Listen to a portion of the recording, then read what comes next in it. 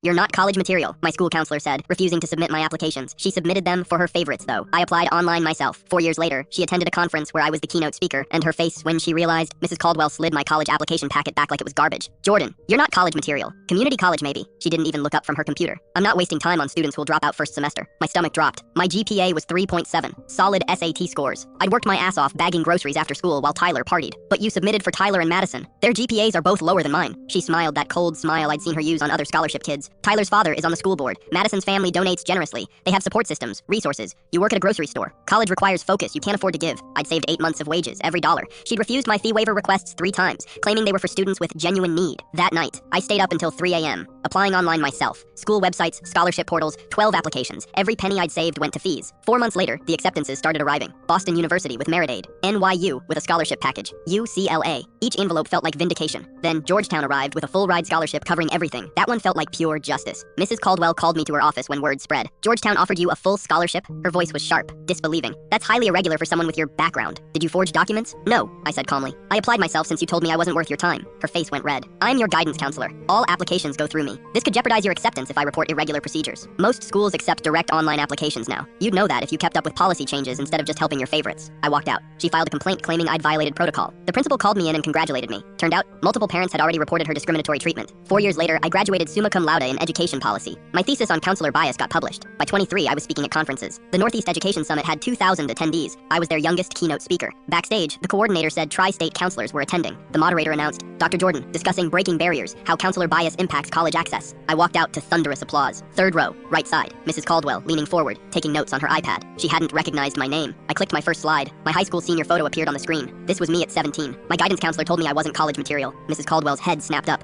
Color drained from her face. She refused to submit my applications. Said I'd waste her time. She submitted for students whose parents donated, whose families sat on the board. Kids like me, working to save for fees, weren't worth her effort. I paused. People glanced at her row. That counselor taught me the most valuable lesson. Gatekeepers exist at every level. Sometimes you open the gates yourself. The presentation lasted 45 minutes. I shared data and research, but kept returning to my story. The grocery store, the denied waivers, the board connections, never saying her name but making every detail unmistakable. During the Q&A, someone in the back raised their hand. Dr. Harper, what happened to that counselor? I smiled. She's actually here today. In this audience, learning, I hope, about the students she failed. Every head in that auditorium turned, scanning the rows. Mrs. Caldwell grabbed her bag and bolted. She literally ran up the aisle toward the exit while 2,000 people watched in stunned silence. Afterward, my inbox exploded. 73 counselors emailed. 42 apologized for their own biases, but the best email came from a student. My counselor said I wasn't college material too, but I'm applying anyway. That student got into a decent college with a full ride. I wrote her letter myself. Mrs. Caldwell retired next semester. Health reasons. But 3 former students reached out afterward. Each had a story identical to mine. Each succeeded despite her. Last month, she sent a LinkedIn request. I'm sorry, I was wrong about you. I stared at it, then clicked decline.